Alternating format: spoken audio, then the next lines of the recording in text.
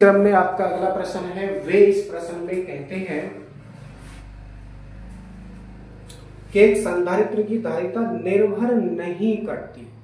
संधारित्र की धारिता निर्भर नहीं करती। किस किस पर निर्भर नहीं करती, जरा समझ लेते हैं। पहला विकल्प दे रखा है प्लेटों की आकृति पर। संधारित्र की धारिता,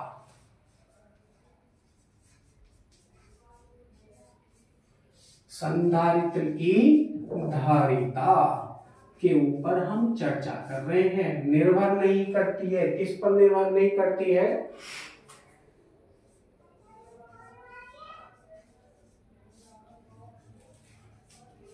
या निर्भर नहीं है, किस पर निर्भर नहीं है? विकल्प ए में दे रखा है उन्होंने प्लेटों की आकृति पर।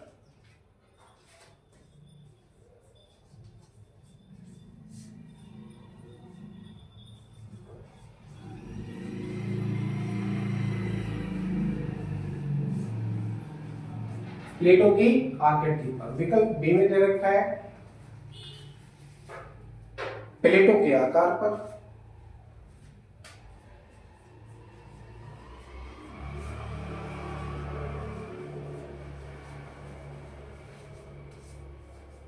प्लेटों के आकार पर। विकल्प सी दे रखा है इन्होंने प्लेटों के आवेश पर।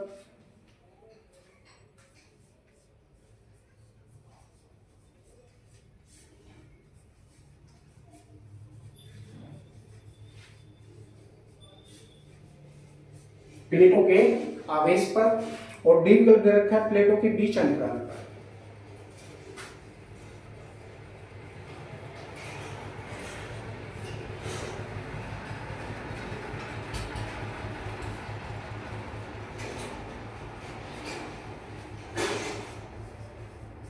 प्लेटों के बीच अंतराल पर। अंतराल कहते हैं दूरी। प्लेटों के बीच की दूरी पर निर्भर करता है या नहीं करता है, समझने का प्रयास करेंगे। धारिता का सूत्र क्या होता है ना? किसी भी संधारित्र की धारिता का सूत्र होता है C proportional C equal to epsilon 0 A upon D। C equal to epsilon 0 A upon D, ये फॉर्मूला होता है। प्रोपोर्शनल मत लगाइए, बाद में प्रोपोर्शनल लगाएंगे।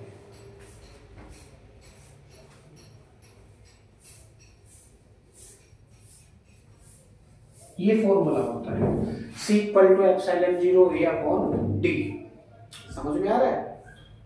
अब यदि हम एप्सिलॉन 0 को हटाते हैं तो इसके स्थान पर अनुक्रमानुपाती चिन्ह लग जाएगा। C प्रोपोर्शनल हो जाएगा A upon D। C proportional A upon D ही केवल ये हो जाएगा।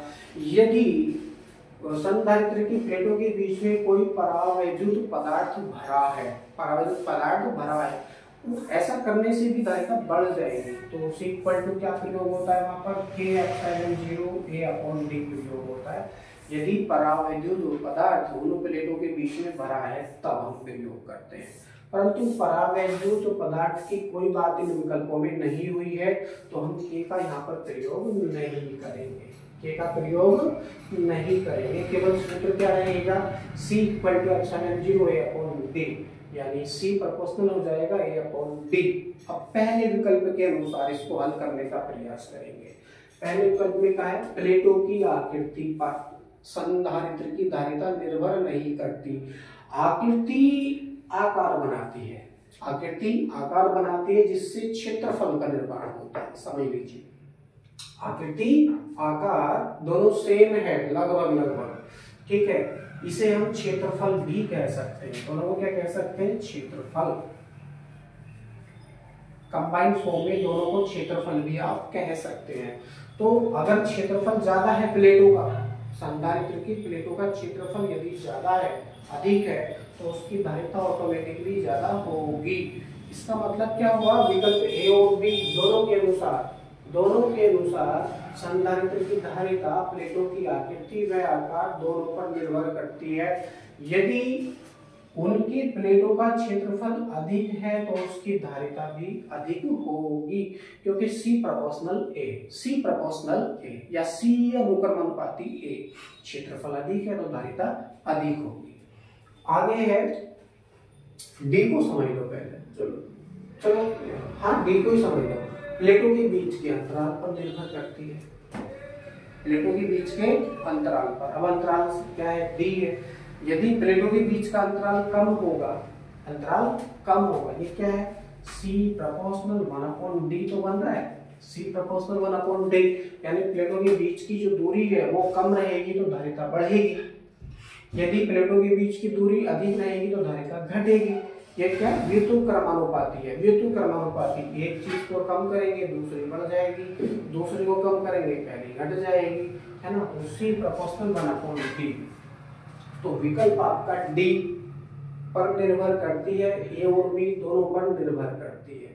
अब बचा सी, प्लेटों के आवेश पर। प्लेटों पर जो संचित आवेश है उस पर उसकी धारिता निर्भर करती है या नहीं करती है, इस बात का अंदाजा लगाएंगे दूसरे सूत्र से।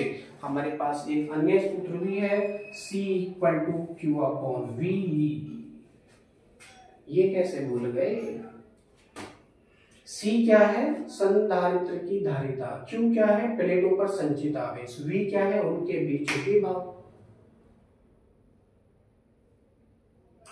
ये सूत्र कहता है कि जिस संधारित्र की प्लेटों पर संचित आवेश अधिक होगा उसकी धारिता उतनी अधिक होगी, और यदि संचित आवेश कम होगा धारिता उतनी ही कम होगी। अर्थात सिद्ध होता है कि संधारित्र की धारिता प्लेटों की आकृति पर, प्लेटों के आकार पर, प्लेटों के आवेश पर और प्लेटों के बीच अंतराल पर निर्भर करती है। तो ये चारों विकल्पों के अनुसार कोई भी उत्तर आपका सही नहीं आ रहा है, परंतु उत्तर वाला में दे रखा है आवेश पर, प्लेटों के बीच आवेश पर, जो प्लेटों पर संचित आवेश है उस पर निर्भर नहीं करती है। समझ लीजिए, है ना, कितना घुमा के दे रखा है ये प्रश्न। लेकिन सूत्र कहता है कि भैया निर्भर करती है, सूत्र कह रहा है निर्भर करती है। आवेश की मात्रा ज्यादा होगी, संचित आवेश की मात्रा ज्यादा होगी तो उस संधारित्र की धारिता भी अधिक होगी। यदि आवेश की मात्रा कम होगी, तो उसकी धारिता उतनी ही कम होगी। और वास्तव में ये भी बात ध्यान रखेंगे, जिस संधारित्र की जितनी धारिता होगी उसमें संचित आवेश उतना ही ज्यादा होगा। दूसरे शब्दों में मैं ये भी कह सकता हूँ, है ना। तो ये एक दूसरे के पूरक शब्द उत्पन्न हो रहे हैं। तो C प्रोपोर्शनल Q, अर्थात जिस संधारित्र की धारिता जितनी कम होगी उसके प्लेटों के बीच में उतना ही आवेश कम संचित होगा, और यदि धारिता अधिक होगी तो उस पर संचित आवेश भी अधिक होगा। ठीक है, लेकिन देखिए उत्तर दे रखा है प्लेटों के आवेश पर निर्भर नहीं करती है धारिता। क्या है बताइए, कंफ्यूज कर देने वाले क्वेश्चंस।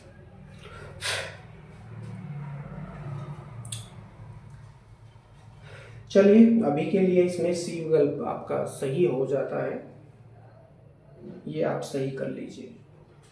14 क्वेश्चंस में सी विकल्प आपका सही है, बाकी जो तीनों विकल्प हैं ये गलत है। अगले प्रश्न पर चलते हैं। अगले प्रश्न में कहते हैं कि एक संधारित्र जिसकी धारिता 100 माइक्रोफैरड है 200 वोल्ट तक आवेशित किया जाता है, इसे 2 ओम के प्रतिरोध द्वारा विसर्जित करने पर उत्पन्न ऊष्मा ज्ञात कीजिए। तो ये इस प्रकार का प्रश्न हम पहले कर चुके हैं, जिसमें 0.32 जूल आंसर आपका प्राप्त हुआ था। सेम क्वेश्चन ये है, तो इसको आप देख लीजिए बोर्ड पर।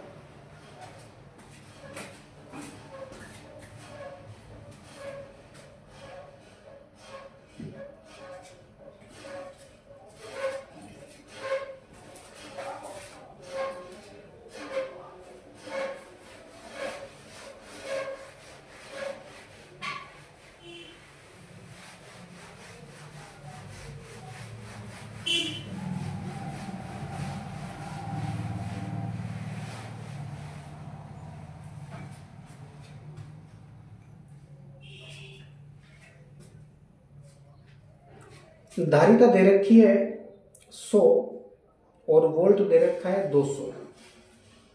सीधा सीधा फॉर्मूला प्रयोग करेंगे, U = 1/2CV², यानी C की वैल्यू कितनी है 100 माइक्रोफैराड है। 100 गुणा 10⁻⁻6 इंटू V की वैल्यू है 200 वोल्ट, V की वैल्यू है 200 वोल्ट, तो 200 गुणा 200,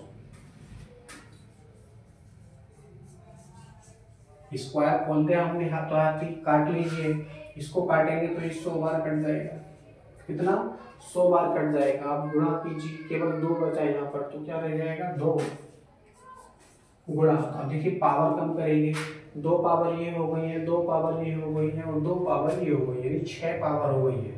कितनी 6 पावर ये हो चुकी है, तो काट दीजिए। 6 प्लस की पावर है, 6 माइनस की पावर है, तो क्या है पावर से पावर कट चुकी है, बचा आपके पास में केवल 2 मात्रक है जूल। अब संधारित्र में केवल 2 जूल स्थिर वैद्युत ऊर्जा है, यानी अगर किसी भी वस्तु को यह संधारित्र ऊर्जा का आदान प्रदान करेगा, केवल 2 जूल ऊर्जा करेगा, उससे कम कर सकता है या तो, लेकिन अधिक नहीं कर सकता, क्योंकि उसमें संचित ऊर्जा स्थिर वैद्युत ऊर्जा केवल 2 जूल है। अगर 3 जूल की आवश्यकता होगी तो ये संधारित्र कार्य नहीं करेगा, क्योंकि इसमें मैक्सिमम केवल 2 जूल ऊर्जा ही संचित होगी दिए गए विभव के अनुसार, क्योंकि वोल्टेज को अगर आप बढ़ा दोगे तो हो सकता है संचित ऊर्जा बढ़ जाए, वोल्टेज को घटा देंगे तो संचित ऊर्जा घट जाए, है ना। तो कैसे घटेगी कैसे बढ़ेगी, U = 1/2CV² के अनुसार वोल्टेज की मात्रा, क्योंकि धारिता तो नियत रहेगी, एक संधारित्र A था मान लीजिए, बाद में भी तो A ही रहेगा, परिवर्तित नहीं किया है संधारित्र, तो धारिता क्या है स्थिर रहेगी, नियत रहेगी। वोल्टेज को बढ़ाकर घटाकर आप उसमें संचित ऊर्जा ज्ञात कर सकते हैं, परंतु प्रश्न में जो वोल्टेज दे रखा है वो 200 वोल्ट है, तो 200 वोल्ट के अनुसार उस संधारित्र में केवल 2 जूल ऊर्जा ही संचित होगी, इतनी ही ऊर्जा का आदान प्रदान यह संधारित्र कर सकता है। तो प्रश्न में क्या कहा है कि 200 वोल्ट तक आवेशित किया जाता है, उसे 2 ओम के प्रतिरोध द्वारा विसर्जित करने पर उत्पन्न ऊष्मा है। अब देखिए 2 ओम का जो चालक तार है, मान लीजिए ये संधारित्र है, ये चालक तार है, ये कितना है 2 ओम का है, कितने भी ओम का आप लगा लीजिए भाई, इसमें तो केवल 2 जूल ऊर्जा ही संचित हो रही है। इस 2 जूल ऊर्जा का प्रयोग करते हुए मान लीजिए अगर आप इसको कनेक्टेड कर देंगे, है ना, एक प्रतिरोध को कनेक्ट आप कर देंगे, विसर्जित कर देंगे, तो केवल 2 जूल ऊर्जा ही इस 2 ओम में घूमेगी, है ना, 2 ओम में घूमेगी, यानी 2 जूल ऊर्जा से ही यह प्रतिरोध जो तार है आपका ये गर्म होगा, ठीक है। तो विकल्प आपका कौन सा हो जाता है बी, विकल्प बी आपका सही हो जाता है। और बाकी जो तीनों विकल्प है आपके, विकल्प पहले में दे रखा है इन्होंने 1 जूल, सी में दे रखा है 3 जूल, डी में दे रखा है 4 जूल, ये तीनों विकल्प आपके गलत हो जाते हैं, और जो आपका विकल्प बी है केवल ये सही है, और बाकी के तीनों विकल्प हैं वो गलत हैं। आई होप आपको समझ में आया होगा। चलिए इसमें एक और प्रश्न कर लेते हैं। इसमें एक परिपथ दे रखा है इन्होंने, 3 संधारित्रों से मिलकर बना है, 1 माइक्रोफैराड, ये है 2 माइक्रोफैराड।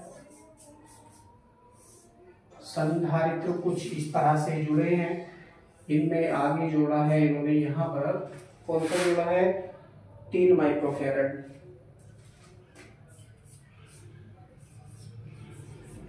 इसको नाम दे दिया इन्होंने बिंदु ए, सॉरी ये बिंदु बी है, चलो बिंदु बी मान लो, नो प्रॉब्लम, और ये बिंदु ए दे दिया है इन्होंने, ये है 1 माइक्रोफैराड।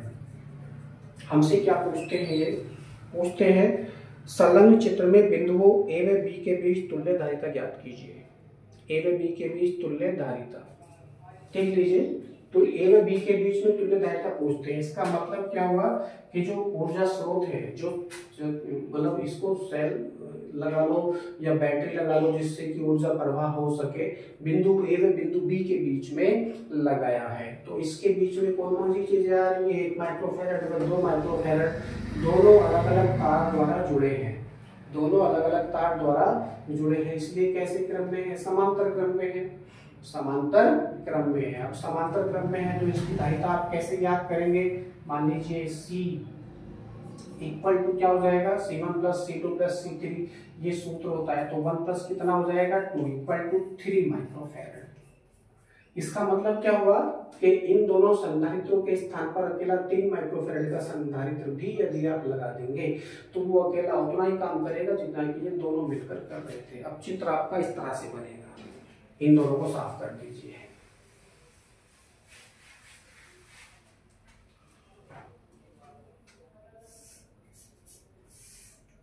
है ना। इसकी वैल्यू कितनी आई थी, 3 माइक्रोफैरड आई थी और इसका नाम था C। अब देखिए ये वाला 3 माइक्रोफैरड और ये वाला 3 माइक्रोफैरड एक ही तार से जुड़े होने के कारण श्रेणी क्रम में आ जाते हैं। तो श्रेणी क्रम में जब ये आ जाते हैं तो सूत्र आपका हो जाता है 1/C dash equal to 1/3 plus 1/3। आगे इसको हल करेंगे तो हो जाएगा 1/C dash equal to 3 plus 1, फिर से गुणा कर लो तो C डैश इक्वल टू क्या हो जाएगा 3/2, काटेंगे तो आएगा 1.5 माइक्रोफैरड। 1.5 माइक्रोफैरड भी आ सकता है, 3/2 भी आ सकता है। कौन सा विकल्प है आपका, अब क्योंकि दोनों हम कर चुके हैं, बिंदु ए व बी के बीच में तुल्यदायिता कितनी प्राप्त हो रही है, 3/2 माइक्रोफैरड कह लो या 1.5 माइक्रोफैरड कह लो, बात एक है। विकल्प आपका कौन सा सही है, इसमें 3/2 माइक्रोफैरड वाला जो विकल्प है ये सही है और बाकी के जो तीनों विकल्प है ये गलत है। 16 क्वेश्चंस, इसमें जो विकल्प बी है आपका ये सही है, बाकी का ए सी व डी जो तीनों विकल्प है ये गलत है। अगला क्वेश्चन दे रखा है इन्होंने, वो इसमें कहते हैं कि संलग्न क्षेत्र में बिंदुओं ए व बी के बीच तुल्यदायिता ज्ञात कीजिए। इसको हम अगली वीडियो में करने का प्रयास करते हैं।